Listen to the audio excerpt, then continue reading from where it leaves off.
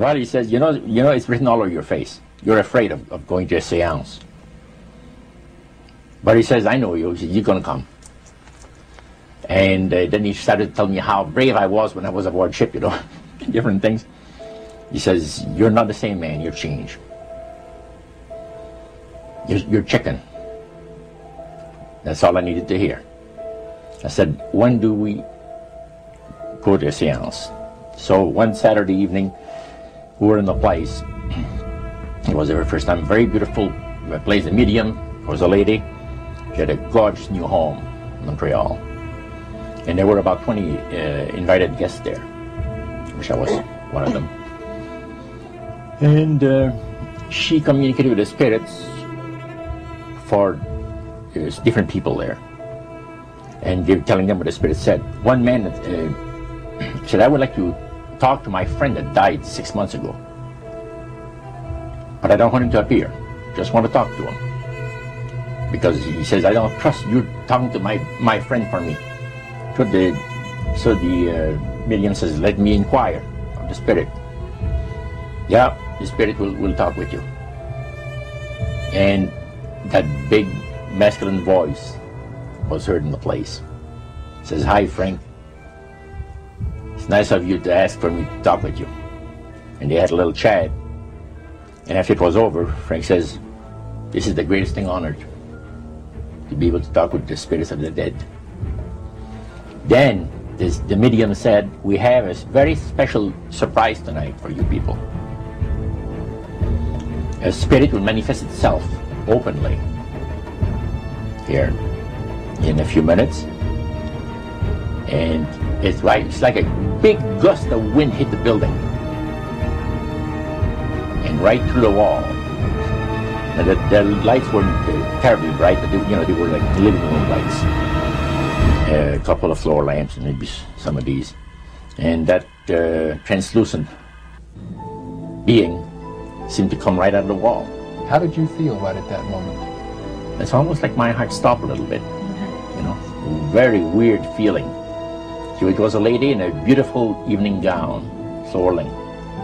And she said to Mary, my dear sister, you are so wonderful to have asked for me. And Mary fainted and fell right off her chair on the floor. And a couple of guys jumped up and picked her up, and it's very gone. And that was the beginning of it. That's how you got into it. Yeah, that's the way I got into it. After a while, you see, there's something interesting about the human mind. You can adjust an awful lot of stuff. You can adjust to a lot of things that would terrify you to begin with. After a while, they become common and ordinary. So you mean contact with the supernatural can become commonplace and ordinary and doesn't bother anybody? Yeah. In other words, the more that you do it, you're not uncomfortable. That's right. It's just not an uneasy feeling. Yeah. So how did you feel about it? Then I got into a secret society that worshipped the spirits, you see. Well, how is that different from the seance, Roger? It happens that the seance are not involving in many ways. But when you get into a secret society of spirit worshippers, then, and especially when you're invited there by the direction of the higher-ups in the spirit world, you never get out of there alive. And this is exactly what my friend and I were up against. We didn't know anything about. And there was a very, very popular big band leader. Jazz musician? Band, yeah, very famous. And one night we went to one of these seances, and he was with his wife. So Roger, you're at this restaurant. What happened? We sat there, and we had our favorite alcoholic beverages, you know. And as we talked,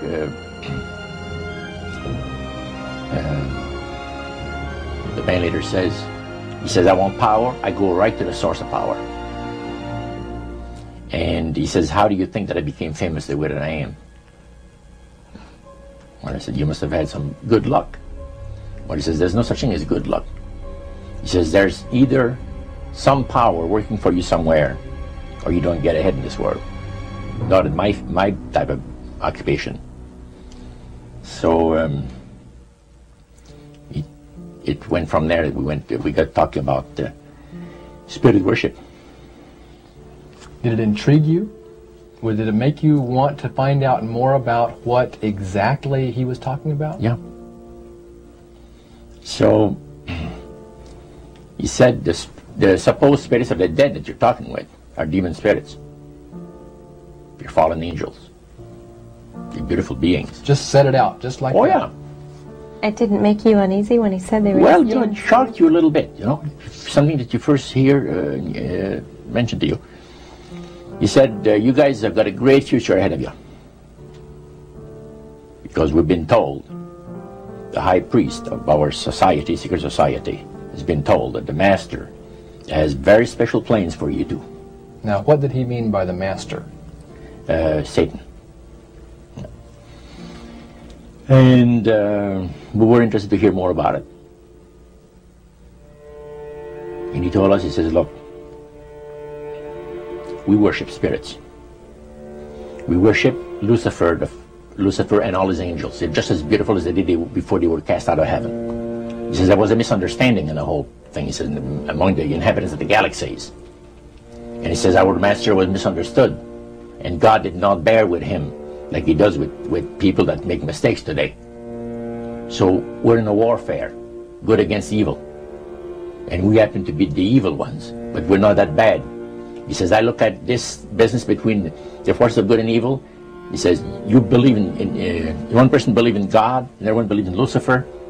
It's like politics.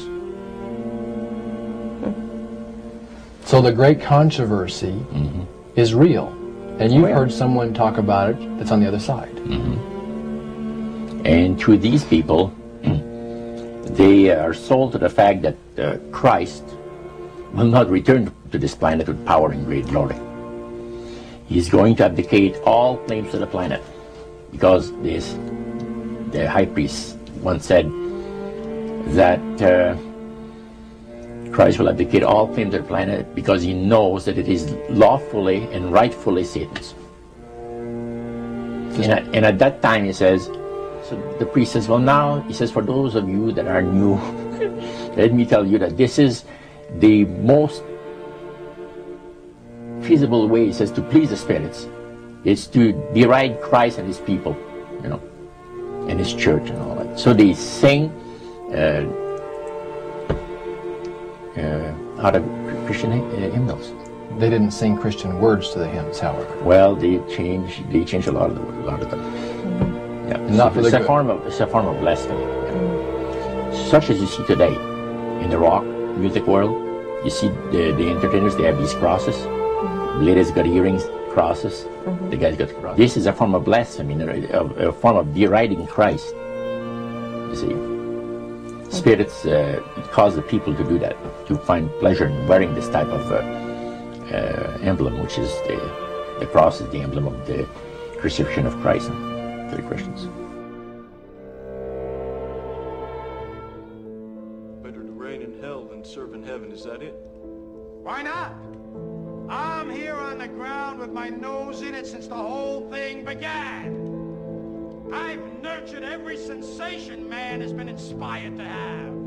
I cared about what he wanted, and I never judged him. Why? Because I never rejected him. In spite of all his imperfections, I'm a fan of man. I'm a humanist. Maybe the last humanist. Who, in their right mind, Kevin, could possibly deny the 20th century was entirely mine?